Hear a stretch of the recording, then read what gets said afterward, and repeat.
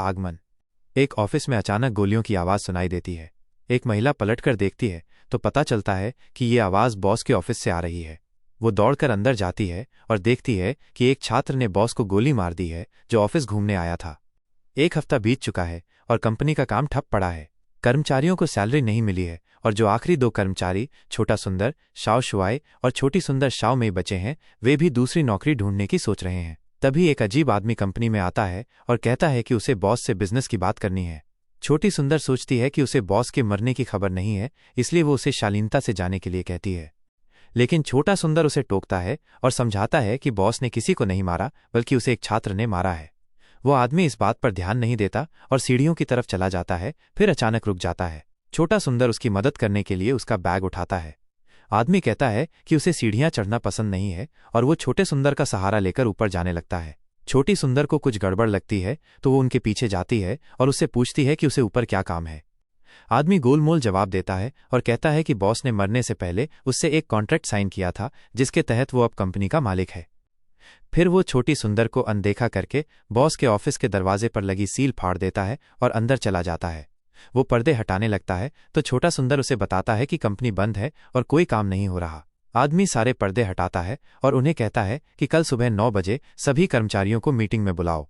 वो अपने बैग से एक फाइल निकालता है जिसमें बॉस के दस्तखत वाला कॉन्ट्रैक्ट होता है। दोनों बाहर आके कॉन्ट्रैक्ट देखते हैं। बॉस के दस्तखत तो असली लगते हैं, लेकिन बॉस की माँ जो बुसान में रहती हैं और अंग्रेजी नहीं जानती, ही उनकी एकमात्र वारिस हैं। उन्हें समझ नहीं आता कि ये आदमी कंपनी में क्या करने आया है। For those who work remotely, you have exactly 1 hour to get here in person or your contracts of employment will be terminated. That's all. फिर वो बिना पीछे मुड़े चला जाता है। सभी कर्मचारी हैरान रह जाते हैं और अपने काम पर जाकर उस आदमी का नाम सर्च करने लगते हैं। छोटी सुंदर का फोन बजता है और तभी वो देखती है कि वो आदमी दूसरी मंजिल पर खड़ा कुछ सोच रहा है। वो उससे पूछती है कि क्या उसे कोई मदद चाहिए। आदमी उससे ऐसा सवाल पूछता है जिससे वो खुद हैरान रह जाती है। उसे पता ही नहीं होता कि कंपनी असल में क्या काम करती है। छोटी सुंदर धैर्य से उसे कंपनी के काम के बारे में बताती है। अचानक आदमी कहता है कि उसे किसी राक्षस की बदबू आ रही है और वो छोटी सुंदर के पास आकर उसे सूंघने लगता है। शुक्र है बदबू उसके शरीर से नहीं आ रही थी। फिर वो कहता है समय हो गया है और नीचे भागकर कंपनी का दरवाजा बंद कर देता है बिना ये देखे कि कर्मचारी अंदर आए या नहीं। वो कहता है कि उसने उन्हें 1 घंटा दिया था। एक महिला कर्मचारी जो देर से आई थी पास ही खड़ी थी, लेकिन उसने दरवाजा नहीं खोला। वो आदमी छोटी सुंदर से पूछता है ये कर्मचारी बाकी कर्मचारियों से अलग क्यों है। छोटी सुंदर के पास कोई जवाब नहीं होता। Let her in. I gave them all 1 hour. She's right there if you just open them. Why should I make an exception? What's different about this employee from the others? बन गया है। हालांकि छोटा सुंदर को हैरानी होती है कि लाख कोशिशों के बाद भी उसे ऑनलाइन उस आदमी के बारे में कोई जानकारी नहीं मिलती, जैसे वो कभी था ही नहीं। छोटी सुंदर को भी लगता है कि कुछ अजीब है। वो उस आदमी के बारे में और छानबीन करने का फैसला करती है। वो और छोटा सुंदर कंपनी वापस आते हैं और देखते हैं कि वो आदमी सभी कर्मचारियों को लाइन में लगाकर उनके शरीर सूंघ रहा है। छोटी सुंदर चुपके से आदमी के ऑफिस में जाती है और उसके बैग से कुछ फाइलें निकालती है। उसे कॉन्ट्रैक्ट पर दस्तखत की तारीख और आदमी का विजिटिंग कार्ड मिलता है। वो कार्ड पर दी गई जानकारी से कंपनी की डिटेल्स निकालती है, जिससे उसे चौंकाने वाली जानकारी मिलती है। इससे पहले भी एक कंपनी के प्रेसिडेंट ने उस आदमी के साथ कॉन्ट्रैक्ट साइन किया था और बाद में उनकी भी अचानक हत्या हो गई थी। वो और छोटा सुंदर चुपचाप कंट्रोल रूम में जाते हैं। कॉन्ट्रैक्ट पर लिखी तारीख के हिसाब से वे सीसीटीवी फुटेज चेक करते हैं। वे देखते हैं कि उस आदमी ने बॉस के साथ मीटिंग के लिए कोई अपॉइंटमेंट नहीं लिया था। छोटी सुंदर को याद आता है कि उसने रिसेप्शन पर 1 घंटा इंतजार किया था। सबसे हैरान करने वाली बात यह थी कि वो बॉस के ऑफिस में 5 मिनट से भी कम समय के लिए रहा था और बॉस ने कॉन्ट्रैक्ट पर दस्तखत कर दिए थे। और भी अजीब बात यह थी कि उसके बाद बॉस ने उस आदमी के सामने कुछ अजीब हरकतें की थीं। इस बीच वो आदमी दूसरी मंजिल पर सभी कर्मचारियों को सूंघता रहता है। आखिरकार उसे उस कर्मचारी की बदबू मिल जाती है। वो उसे 2 विकल्प देता है, या तो वो बदबू दूर करे या नौकरी छोड़कर चला जाए। कर्मचारी पहला विकल्प चुनती है। वो एक कार्टन साबुन लेकर ऑफिस में आती है, अपने कपड़े उतारती है और अपने शरीर को साबुन से रगड़ने लगती है।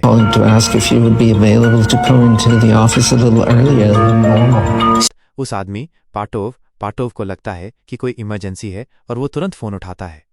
छोटी सुंदर उसे बताती है कि अगर कोई इमरजेंसी है तो वो सुबह 8 बजे आ सकती है। पाटोव गुस्से में फोन काट देता है। छोटी सुंदर को समझ नहीं आता कि उसने क्या गलती की। वो वापस सोने की कोशिश करती है, लेकिन उसका फोन फिर से बजता है। ये पाटोव होता है। साफ है कि अगर वो अभी नहीं गई तो पाटोव उसे सोने नहीं देगा। वो कंपनी के लिए निकल जाती है। My name is Elaine Heyman. If something should happen to me, and this message is pulled off my cloud, तो ये जानकारी मिल जाएगी। मैंने बस दरवाज़ा बंद कर दिया। जब वो कंपनी पहुंचती है तो पाटोव शिकायत करता है कि वो बहुत देर से आई है। छोटी सुंदर उसे बताती है कि उसका घर दूर है, लेकिन पाटोव को उसका पता और उसके दोनों रूममेट्स के नाम भी पता होते हैं। छोटी सुंदर देखती है कि पाटोव के हाथ में उसकी पूरी कर्मचारी फाइल है। उसे समझ नहीं आता कि पाटोव उसे आधी रात को क्यों बुलाया है। तभी एडमिन डिपार्टमेंट का एक मोटा कर्मचारी दरवाज़ा खोलकर अंदर आता है। पाटोव ने सिर्फ छोटी सुंदर को ही नहीं बल्कि उस मोटे कर्मचारी को भी बुलाया था ताकि वो उसके लिए नाश्ता ले आए। नाश्ता देने के बाद वो चला जाता है। छोटी सुंदर धैर्य से बैठ जाती है और पाटोव की बात सुनती है। पाटोव उससे एक ऐसी अजीब मांग करता है कि वो हैरान रह जाती है। सियोल से लॉस एंजलिस जा रही एक फ्लाइट में बॉस की मां सुश्री आन है। वो नहीं चाहता कि फ्लाइट लॉस एंजलिस पहुंचे। छोटी सुंदर को समझ नहीं आता कि क्या वो बीच हवा में किसी फ्लाइट को गिरा या मोड़ सकती है। वो ऐसा कुछ नहीं कर सकती। दूसरी तरफ छोटा सुंदर को पता चलता है कि पाटोव ने 6 महीने से चल रहे उनके प्रोजेक्ट को बिना किसी वजह के रद्द कर दिया है। वो गुस्से में पाटोव से बहस करने जाता है।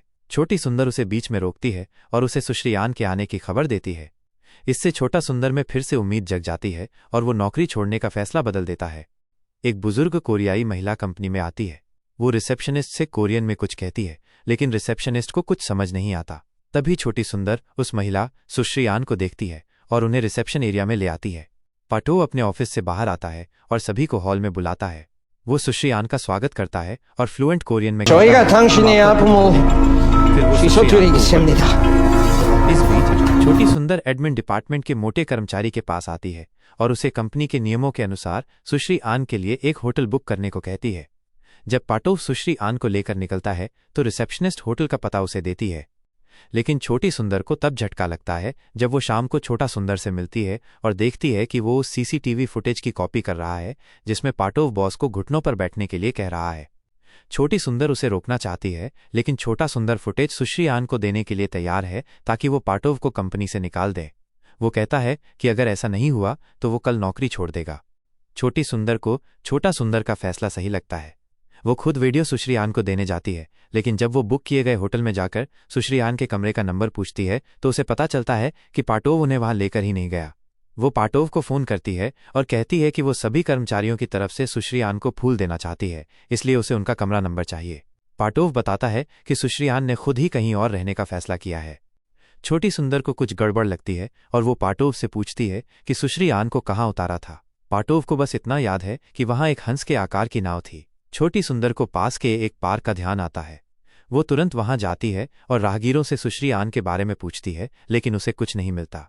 परेशान होकर वो छोटी सुंदर को फोन करती है और बताती है कि पाटोव ने शायद सुश्री आन को मार दिया है। इसी बीच पाटोव कंपनी के सर्वर रूम में लिफ्ट से जाता है। वो सर्वर रूम से होते हुए एक कोने में लगे एक छोटे से दरवाजे पर जाता है, चाबी से ताला खोलता है और अंदर एक अंधेरे कमरे में चला जाता है।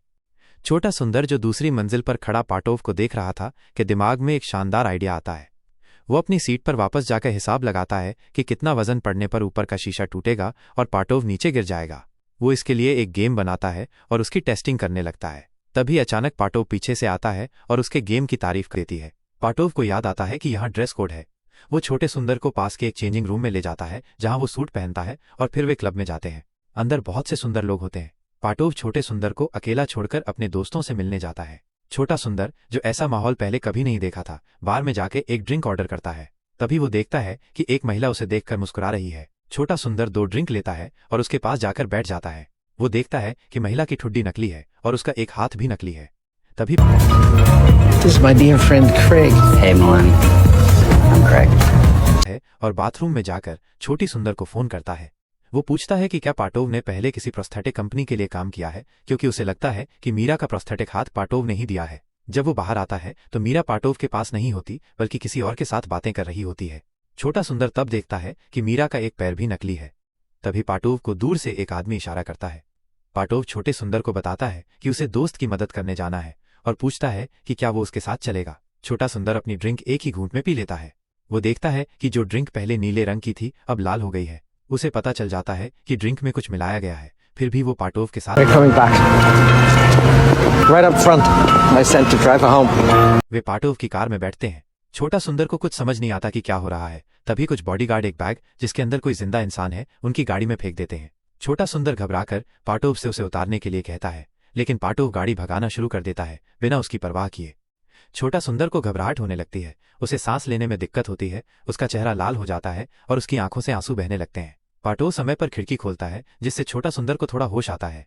वह पाटोव से पूछता है कि गाड़ी में कौन है। पाटोव से बताता है कि वो उनके बॉस का हत्यारा है। छोटा सुंदर को लगता है कि बैग में वो 10 साल का लड़का है जिसने बॉस को मारा था। वो पाटोव से बैग खोलने के लिए कहता है, लेकिन पाटोव उसे ही सवाल करता है। वे नीचे आकर एक गैस स्टेशन पर रुकते हैं। पाटोव पेमेंट करने अंदर जाता है तो छोटा सुंदर गाड़ी में एक चाकू ढूंढता है, रस्सी काटता है और बैग खोलता है। अंदर कोई बच्चा नहीं बल्कि मीरा होती है। छोटा सुंदर को समझ नहीं आता कि पाटोव क्यों कह रहा है कि मीरा ने बॉस को मारा है। मीरा गाड़ी से कूदती है और पीछे मुड़कर छोटे सुंदर से कहती Frank Flores. If you want to know what he's made of, find Frank Flores. आता है और देखता है कि छोटा सुंदर ने मीरा को भगा दिया है। वो बताता है कि मीरा उसकी बहन है और वो ड्रग एडिक्ट है। वो उसे सुधार गृह ले जा रहा था, लेकिन छोटे सुंदर ने उसे भगा दिया। वो कहता है कि छोटा सुंदर एक भरोसेमंद कर्मचारी नहीं है और उसे गैस स्टेशन पर छोड़कर गाड़ी भगा ले जाता है। अगले दिन सुबह छोटा सुंदर क्लब में अपने कपड़े लेने जाता है। वो देखता है कि जो क्लब पिछली रात गुलजार था अब एक ऑफिस बन चुका है। छोटा सुंदर को समझ नहीं आता कि ये सब क्या है। वो वापस ऑफिस जाता है और मीरा द्वारा बताए गए रेडमंड को ढूंढने की कोशिश करता है। उसे 1000 से ज्यादा रेडमंड मिलते हैं, जिससे उसे पता चलता है कि ऐसे वो उस रेडमंड को कभी नहीं ढूंढ पाएगा जो पाटोव के बारे में जानता है।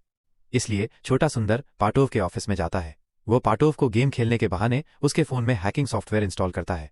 वो उसकी कॉन्टैक्ट लिस्ट से रेडमंड की जानकारी निकालता है और अगली सुबह उसकी ज्वेलरी की दुकान पर जाता है। वो पाटोव के बारे में पूछने की कोशिश करता है, लेकिन रेडमंड पाटोव का पूरा नाम सुनते ही दुकान का इमरजेंसी शटर बंद कर देता है और छोटे सुंदर को अंदर बंद कर लेता है।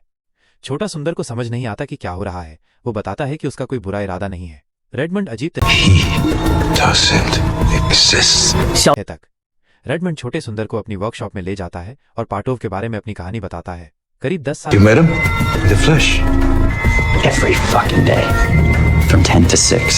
शुरुआत में रेडमंड को समझ नहीं आता कि वो क्या है, लेकिन वो नक्शे के अनुसार उसे बना देता है। जब वो उसे चीज सौंपता है तो उसे चेक पर पहली बार पाटोव का पूरा नाम दिखता है। अगले 3 साल तक कई लोग उसकी दुकान पर आते रहे और उसे अजीब अजीब चीजें बनाने के लिए कहते रहे। उन सभी चेक पर पाटोव के दस्तखत होते थे। जैसे जैसे चीजें बड़ी होती गईं, रेडमंड को समझ आने लगा कि वे सभी चीजें इंसान के शरीर की हड्डियां थी। उसे इसके लिए बहुत पैसे मिलते थे, इसलिए उसने इस पर ज्यादा ध्यान नहीं दिया। इन सभी ऑर्डर को पूरा करने के लिए उसने अपनी दुकान का सारा सोना इस्तेमाल कर दिया, यहाँ तक कि अपनी पत्नी की सोने की अंगूठी भी पिघला दी।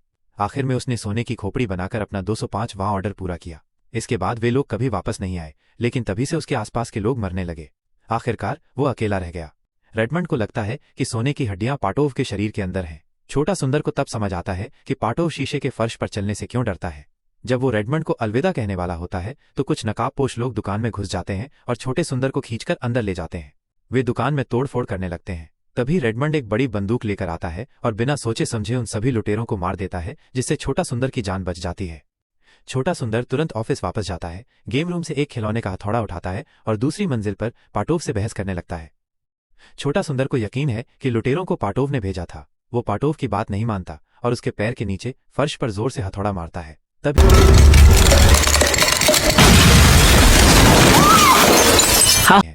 छोटा सुंदर पाटोव के टूटे हुए अंगूठे को घर ले जाकर फ्रिज में रख देता है। अगली सुबह वो उसे उबालता है, ऊपर की चमड़ी हटाता है और देखता है कि रेडमंड की बात सही थी, पाटोव की हड्डियां सोने की थीं। इस तरह द कंसल्टेंट का सीजन 1 यहाँ खत्म हो जाता है।